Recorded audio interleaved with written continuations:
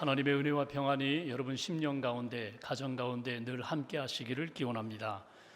미국의 목회자이며 베스트셀러 작가인 찰스 스탠리 목사님의 경험담입니다. 1971년 부흥회를 인도하기 위하여 항공편으로 시애틀을 향하고 있었습니다. 시애틀에 거의 이르렀을 때에 이제 비행기가 착륙을 준비하며 하강을 하고 있습니다.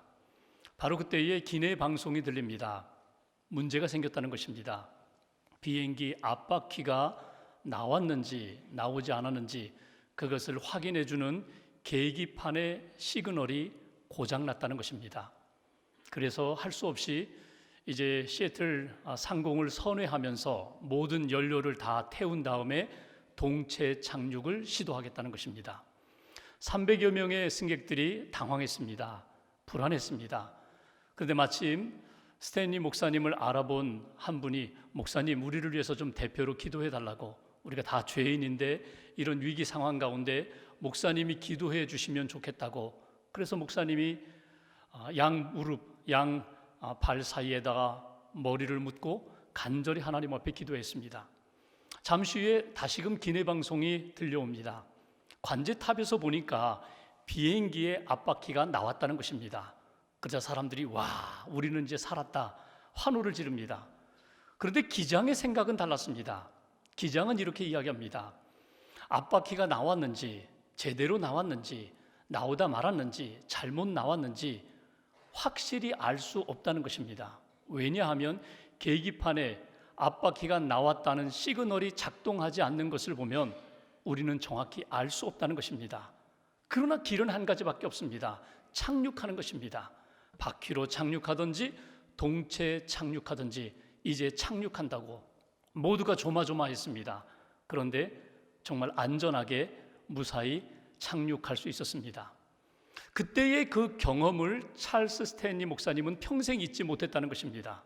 그리고 하나님 앞에서 나의 영적인 시그널이 지금 어떤 상태인지를 늘 점검했다는 것입니다. 우리 인생에 많은 계기판이 있습니다.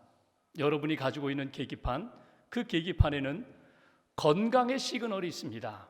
건강의 경고등이 들어오는가 들어오지 않는가, 재정 상태에 대한 시그널이 있습니다. 지금 경제 상황, 우리 집안에, 우리 기업에, 내가 하는 사업의 경제 상황이 어떤가, 인간관계의 시그널이 있습니다. 사람들과의 관계에 대해서 우리는 굉장히 민감합니다.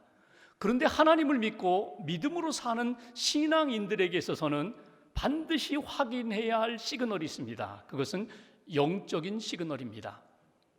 시그널에, 신호등에 노란 불이 켜졌는가, 빨간 불이 켜졌는가, 초록색 불이 켜졌는가, 그것을 확인하는 것도 중요하지만 정말 내 인생의 시그널이 아예 목통이 되지는 않았는가, 하나님과의 관계 속에서, 영적인 관계 속에서 오히려 내가 늘 주의해야 할, 관심 가져야 할 영적인 시그널이 고장나지는 않았는가, 우리는 늘 관심을 기울여야 한다는 것입니다. 사람들의 사는 모습을 보면 저마다 의지하는 부분이 있습니다. 어떤 사람은 동물처럼 본능을 의지합니다. 그리고 본능에 끌려서 살아갑니다. 또 어떤 사람들은 자기의 생각과 판단, 이성을 의지합니다. 그리고 이성이 끌어가는 대로 거기에 끌려갑니다. 그런데 믿음의 사람은 성령님을 의지합니다. 그리고 성령님이 이끄시는 대로 순종하면서 살아갑니다. 그것이 하나님 보시기에 아름다운 모습이고, 예수 믿고 구원받은 사람들이 놓치지 말아야 할 성령님을 의지하고 성령님의 인도하심을 받아 살아가는 삶이 되어야 한다는 것입니다. 여러분, 지난 한 주간 동안 어떻게 사셨습니까? 여러분의 인생을 이끌어간 것은 무엇입니까? 본능입니까? 아니면 이성입니까? 아니면 성령입니까? 지난 한 주간 동안 성령의 인도함을 받았다면 구체적으로 나의 삶의 어떤 부분에서 성령님의 인도하심을 받으셨습니까? 오늘 요한복음 16장에서 예수님은 이렇게 말씀하십니다. 너희가 지금은 감당하지 못하지만 보혜사 성령이 너희에게 임하시면 너희가 감당하리라. 감당할 수가 있다고. 그래서 성령님을 의지해야 한다고, 성령님의 인도하심을 받아야 한다고 우리에게 말씀하십니다. 그렇다면 구체적으로 성령님이 우리를 어떻게 인도하시는가? 우리는 성령님의 인도하심을 받고 무엇을 항상 관심을 갖고 붙잡고 살아가야 되는가? 먼저 본문 12절 말씀을 다시 한번 봉독하겠습니다. 12절 한 절을 제가 봉독합니다. 내가 아직도 너희에게 이를 것이 많으나, 주님이 제자들에게 말씀하실 것도 많고 기도해 주실 것도 많고 사명을 주실 것도 많다는 것입니다. 그러나 지금은 너희가 감당하지 못하리라. 지금은, 아직은 감당하지 못하리라. 여기 감당하지 못한다는 이야기를, 그 말을 좀 풀어서 설명하면 너희가 내가 전하는 말을 소화하지 못하리라, 견디지 못하리라, 받아들이지 못하리라, 그런 말씀입니다. 그러니까 주님이 지금 주시는 말씀에 대하여 다 이해도 못하고 소화도 못하고 그 말씀을 힘입어서 힘있게 살아갈 수가 없다는 것입니다. 마치 예수님의 말씀, 진리의 말씀을 음식처럼, 내 몸에 치유가 되고 유익이 되는 약처럼 그것이 몸에 들어가 소화도 되고 그것이 내 몸을 견디게 할 수 있는 힘이 되어야 되는데 그것을 너희가 감당하지 못한다는 것입니다. 그러면서 성령이 너희에게 임하시면 성령이 너희를 인도하실 터인데 어떻게 인도하시는가? 13절 말씀 보십시오. 오늘 요절 말씀 13절 한 절을 같이 봉독합니다. 그러나 진리의 성령이 오시면 그가 너희를 모든 진리 가운데로 인도하시리니 그가 스스로 말하지 않고 오직 들은 것을 말하며 장래일을 너희에게 알리시리라. 아멘. 여기 첫 번째로 성령이 우리를 인도하시는데 어떻게 인도하시는가? 13절 앞부분을 보십시오. 진리의 성령이 오시면 그가 너희를 모든 진리 가운데로 인도하시리라. 첫 번째 우리에게 주시는 메시지가 있습니다. 성령님은 우리 한 사람 한 사람을 진리 가운데로, 진리의 길로 인도해 주신다는 것입니다. 여러분, 진리가 무엇입니까? 변치 않는 것이 진리입니다. 예수 그리스도가 진리가 되시고 예수님의 복음이 진리가 되고 예수님의 복음을 믿고 구원받는 그 구원의 길이 진리가 되고 구원받고 하나님이 우리에게 주신 구원의 확신을 가지고 살아가는 것이 진리 가운데 사는 모습입니다. 오늘 여러분 주일날 예배당에 나오셨어요. 예배하러 오셨어요.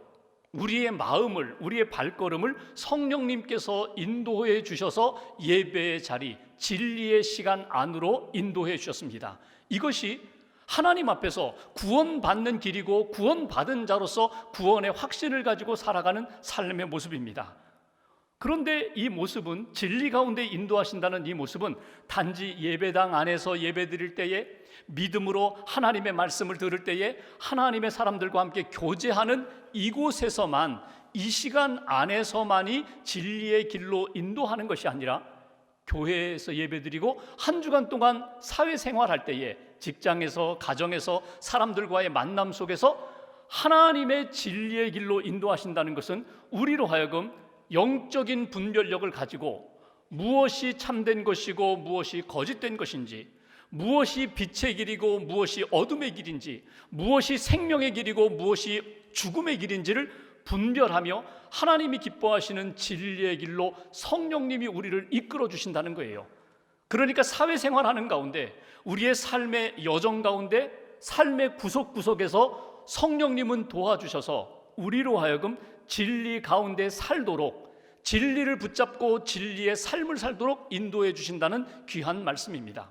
인도하신다는 것이 마치 목자가 양을 인도하는 것처럼 우리는 다 몰라요. 우리는 다 헤아리지 못해요. 그럼에도 불구하고 성령님이 목자가 되셔서 우리를 시간마다, 사건마다 하나님이 기뻐하시는 길로 인도해 주심을 너희들이 믿고 확인하고 그 진리의 길을 걸어가라고 우리에게 주신 주님의 말씀입니다.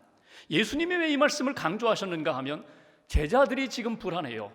잠시 후면 예수님이 십자가를 지시고 자기들 눈앞에서 사라지실 텐데, 십자가를 지시고 죽으셨다가 3일 만에 부활하셔서 승천하시면 자기들 눈에 예수님이 보이지 않을 터인데, 그 마음을 아시고 예수님이 말씀하십니다. 진리의 성령, 보혜사 성령이 너희에게 반드시 임할 것이다. 성령이 너희를 도와줄 것이다. 성령이 너희를 인도하실 것이다. 성령이 너희로 하여금 감당케 하시리라.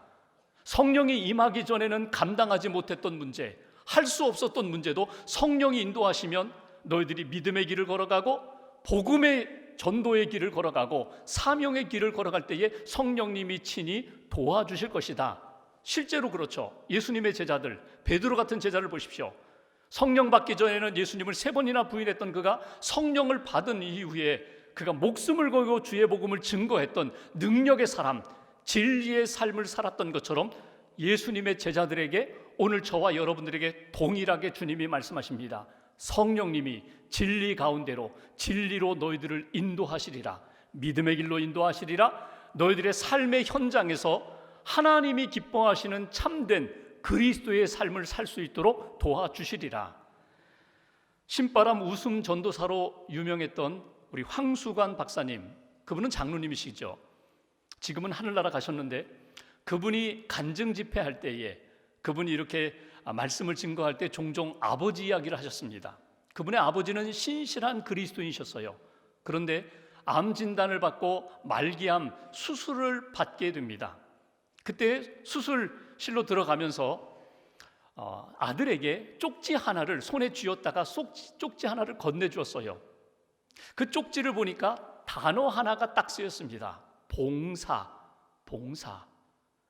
본인은 신실한 그리스도인으로 살았는데 자녀들에게 존경받는 아버지, 할아버지로 살았는데 내가 이번 수술을 통해서 내가 하늘나라로 갈지 몰라. 그런데 남아있는 자녀들에게 집도 있고 토지도 있고 물려줄 것도 많은데 그거보다 더 중요한 것이 나의 삶을 통하여 너희들에게 교훈하고자 하는 것, 너희들이 믿음 안에서 산다는 것, 진리 가운데 산다는 것은 하나님을 섬기며 이 세상의 많은 믿음의 사람들과 믿지 않은 사람들을 섬기면서 봉사의 삶을 제발 살아달라고, 이게 아버지의 유언과 같은 메모였습니다. 여러분, 우리가 인생을 살아가면서 하나님을 섬기고 하나님이 내게 주신 복음 안에서 구원받은 자로서의 삶을 산다는 게 무엇입니까? 날마다 진리의 길을 벗어나지 않고 그 진리 가운데 믿음으로 사는 거예요. 진리 안에서 사랑하며 사는 거예요. 진리 안에서 내게 주신 은사를 따라 섬기며 살아가는 것입니다. 이것을 누가 도와주신다고요? 성령님이 항상 떠나지 않고 도와주시니 성령님을 의지하여 진리의 길을 걸어가라. 교회 안에서뿐만 아니라 가정에서, 일터에서, 세상 사람들과의 만남 속에서도 진리에서 벗어나지 않고 진리의 삶을 살아가라고 우리에게 주신 첫 번째 메시지입니다. 두 번째 13절 중반부를 보십시오. 제가 다시 한번 13절 중반부를 보겠습니다. 그가 스스로 말하지 않고 오직 들은 것을 말하며, 성령님께서 말씀을 주실 때 그 말씀 자체도 하나님이 성령님께 주신 말씀을 우리에게 전해주셨다는 거예요. 이것을 우리의 상황으로 바꾸면 성령님의 인도함을 받는다는 것은 무엇입니까? 그것은 내가 말을 할 때에 나의 언어 생활 가운데 내 감정이나 내 생각대로가 아니라 하나님이 내게 부어주신 그 말씀 안에서 성령님을 통하여 주신 그 말씀에 기초하여 그 말씀을 전하게 하신다. 성령님이 그렇게 도와주신다는 거예요. 여기 스스로 말하지 않는다. 여기 스스로 말하지 않는다는 이 말은 의미로 본다면 이렇게 표현하는 거예요. 내 마음 내키는 대로 말하지 않는다. 내 감정에 따라 말하지 않는다. 그러니까 내게 주신 말씀을 의지하며 그 말씀이 내 언어 생활의 열매로 나타나게 한다. 그것이 성령님이 도와주시는 역사라는 거예요. 여러분, 내 마음대로, 내 마음에 내키는 대로, 내 감정대로 함부로 말한다는 것은 어떤 모습입니까? 여러분, 우리는 너무나 잘 알아요. 함부로 말한다는 모습이 어떤 모습이에요? 내가 감정에 따라 말하는 것, 분노로 말하는 것, 기도하고 생각하고 말하지 않고 그냥 내 입술에서 나오는 그 말대로 그냥 전하는 것. 전에 내가 이 말 때문에 다른 사람에게 상처를 주고 내가 가슴을 치며 후회했는데 또 똑같은 일을 반복하면서 내가 그 사람에게 또 그 말을 해서 상처를 주고 내가 뒤돌아서 후회하는 것. 이것이 함부로 말하는 거예요. 내 마음에 내키는 대로 말하는 거예요. 모함하고 험담하고 그 사람의 진의를 제대로 이해하지 못하고 그냥 섣불리 함부로 판단하고 그렇게 말하는 것, 거짓말을 하는 것, 없는 말을 지어내는 것, 이 모든 것들이 내 마음에 내키는 대로 말하는 것이고 함부로 말하는 것입니다. 성령님은 그것을 원하지 않는다는 거예요. 성령님은 우리에게 하나님의 마음과 말씀을 심어주시고 그 말씀을 따라 말하도록 성령님이 인도해 주신다. 그 성령님의 인도함을 받는 제자가 되어라. 이것이 주신 메시지예요. 여러분, 그리스도인들도 분노할 수 있어요. 그리스도인들도 감정이 폭발할 수 있어요. 그런데 감정이 폭발한다 할지라도 그리스도인은 할 수 있는 말이 있고 해서는 안 되는 말이 있습니다. 할 수 없는 말이 있어요. 결코 하나님의 사람이라면, 성령의 사람이라면 해서는 안 될 말이 있어요. 그것을 전혀 생각 없이 함부로 말한다면 성령의 사람이 될 수 없다는 거예요. 성령님이 기뻐하시는 길을 걸어갈 수가 없다는 거예요. 오늘 주님이 이렇게 말씀하십니다. 너희가 듣는 일에 집중해라. 하나님의 말씀에 집중해라. 그러면 그 말씀이 내 안에 쌓일 때에 하나님의 말씀으로 말할 수 있으리라. 결국 여러분들, 우리의 언어 생활은 어디에서 나와요? 내가 들은 것, 내가 읽은 것, 내 가슴 속에 품고 있는 것이 결국은 단어로 나오고 문장으로 나오고 이야기로 나오는 거예요. 그러니까 끊임없이 하나님의 말씀으로 무장하라는 거예요. 오늘 주일 예배 1시간 드렸으니까 이번 한 주간 동안은 틀림없어. 자신 있어. 여러분, 자신하지 마세요. 하나님의 말씀 1시간 듣고 가슴에 품었다고 그것이 내 삶의 한 주간 동안의 능력으로 나타나리라? 그렇지 않습니다. 매일매일 그 말씀을 묵상해야 합니다. 읊조려야 합니다. 그 말씀을 되새김질해야 합니다. 말씀을 암송해야 합니다. 말씀을 찾아서 읽어야 합니다. 말씀으로 무장하면서 하나님이 기뻐하시는 길을 걸어갈 때에 하나님의 말씀이 성령님의 도우심 가운데 내 안에 들은 대로, 내 안에 새긴 대로, 내 안에 묵상한 대로 그것이 나타나게 되리라. 동물의 세계에 보면은 이 독수리에게 가장 좋은 먹잇감이 두루미라고 합니다. 두루미가 왜 독수리의 가장 좋은 먹잇감이 되는가 하면, 두루미는요, 수시로 입을 벌려서 소리를 내요. 입을 벌려서 함부로 떠들어요. 심지어는 하늘을 날 때에도 입을 벌려서 떠들어서 독수리가 오히려 그 두루미를 쉽게 잡아먹는 타겟이 된다는 거예요. 그래서 나이가 들고 노련한 두루미들은 하늘을 날기 전에 먼저 하는 일이 있어요. 무엇을 하는가 하면 부리에다가 돌들을 계속 집어넣습니다. 돌을 물고 하늘을 나는 거예요. 그러니까 두루미가 입을 벌려 떠들고자 할 때에도 이미 입 안에, 부리 안에 돌들이 가득 차 있어서 입을 벌리지 못하고 떠들지 못한다는 거예요. 이것을 우리가 한번 신앙적으로 적용해 볼까요? 우리가 오늘 어느 모임을 가게 됩니다. 어떤 미팅을 하게 됩니다. 누구와 만나서 이제 수다를 떨게 되는데 먼저 내가 말씀으로 무장해야 된다는 거예요. 하나님의 말씀을 먹고 하나님의 말씀을 물고 하나님의 말씀을 가슴에 새긴 다음에 모임에 가면 내 입에서 나오는 말이 하나님이 기뻐하시는 말씀의 역사로 나온다는 거예요. 사람을 살리기도 하고 위로하기도 하고 성령의 도우심 가운데 축복하기도 하고, 이것이 오늘 성령님이 우리를 인도하시는 삶의 모습이라고 우리에게 말씀하십니다. 여러분, 우리의 말을요, 하나님이 듣고 계세요. 우리의 기도만 듣는 것이 아니라, 우리의 고백만, 신앙 고백만 들으시는 것이 아니라 우리의 수다 떠는 것도 듣고 계시고요, 우리가 그냥 독백으로 그냥 이렇게 저렇게 이야기하는 것도 하나님이 다 듣고 계세요. 그리고 들은 대로 하나님이 응답해 주세요. 여러분, 어떤 말을 하시겠어요? 오늘 성령님이 우리를 인도하실 때 가장 귀한 것, 성령님이 우리에게 듣게 해주시고 가슴에 새기게 하시고 성령님이 기뻐하시는 말씀으로 하나님 앞에 아름다운 언어의 열매를 맺게 하신다는 것, 이것이 성령님의 도우심이면서 성령님의 인도하심입니다. 한 가지를 더 볼까요? 13절 후반부를 보십시오. 이렇게 말씀합니다. 13절 후반부, 장래일을 너희에게 알리시리라. 장래일, 앞으로 미래에 일어날 일들을 너희에게 알려주신다고. 누가? 성령님이 알려주신다고 말씀합니다. 여기 13절 끝부분에 알리시리라 이렇게 말씀했는데 14절 끝부분을 보십시오. 너희에게 알리시겠습니다. 15절 끝부분을 보십시오. 너희에게 알리시리라. 성령님은 끊임없이 우리에게 알려주십니다. 과거에 내가 겪었던 그 모든 일에 대하여 신앙적으로 해석하며 소화할 수 있도록 알려주시고, 오늘 내가 만난 이 사건에 대한 의미를 성령님은 알려주시고, 더 중요한 것은 미래에 일어날 일들, 우리는 몰라요. 우리는 모르겠어요. 그런데 성령님을 통하여 미래, 장차 일어날 일들에 대하여 성령님은 보게 해주시고 듣게 해주심으로 우리에게 알려주신다는 거예요. 최후 승리와 영생의 역사를 알려주시고, 그리고 지금 만난 이 고난에 마지막 합력하여 선한 역사를 알려주시고, 우리가 천국을 바라보며 천국을 준비하는 인생이 될 수 있도록 미래의 영원한 하나님의 나라를 보고 준비할 수 있도록 성령님은 알려주신다고 우리에게 말씀합니다. 성령님이 도우시는 역사, 성령님은 지금도 우리의 미래, 장래의 일을 알려주시는 하나님이시라는 것, 그것을 우리가 오늘 놓치지 말아야 합니다.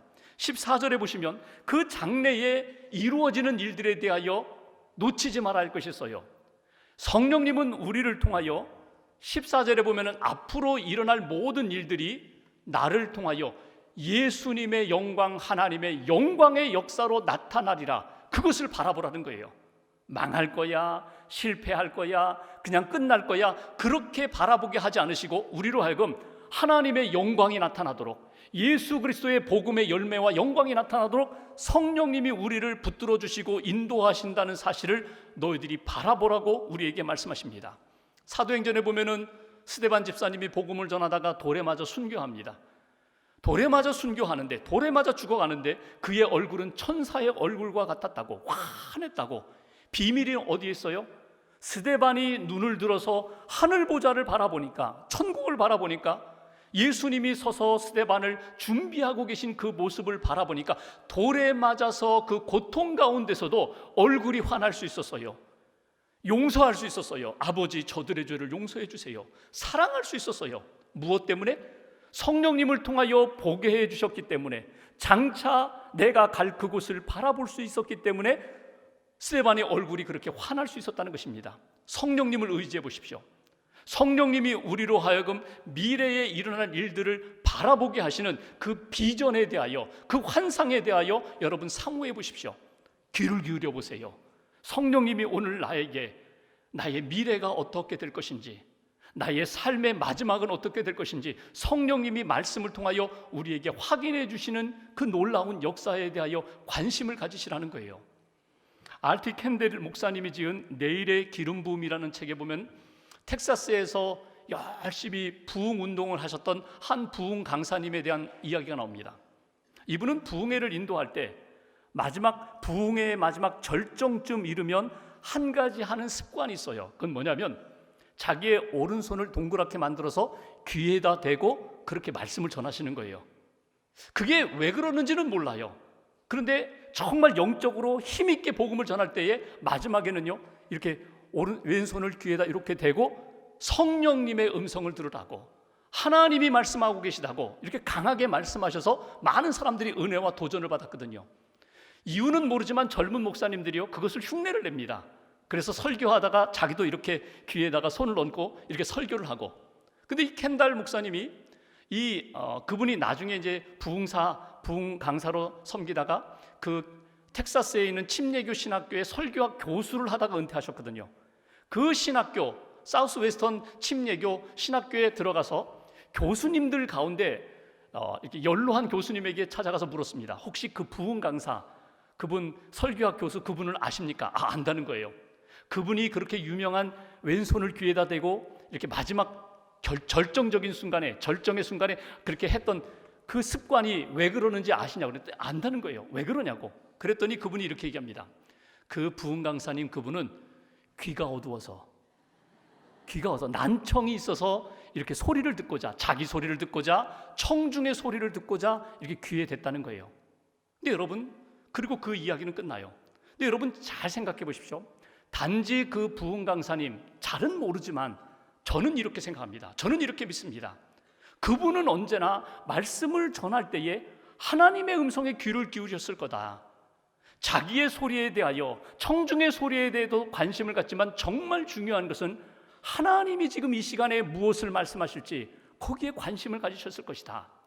하나님의 음성에 관심이 없이 흉내만 내는 그런 인생이 아니라 정말 내 마음 문을 열고 하나님 오늘 내게 말씀을 주세요. 성령님 나를 이끌어 주셔서 진리의 길을 걷게 해주세요. 하나님의 말씀을 전하게 해주세요. 내 입술에 생명의 열매가 맺히게 해주세요. 정말 내가 살아가면서 내 삶의 모든 것이 예수님의 영광으로, 하나님의 영광으로 나타날 수 있도록 지금 말씀해 주세요. 여러분, 이 관심이 우리에게 있는가? 우리가 오늘 말씀을 마무리하면서 다시 한번 우리 자신을 돌아봅니다. 여러분, 나는 무엇에 관심이 있는가?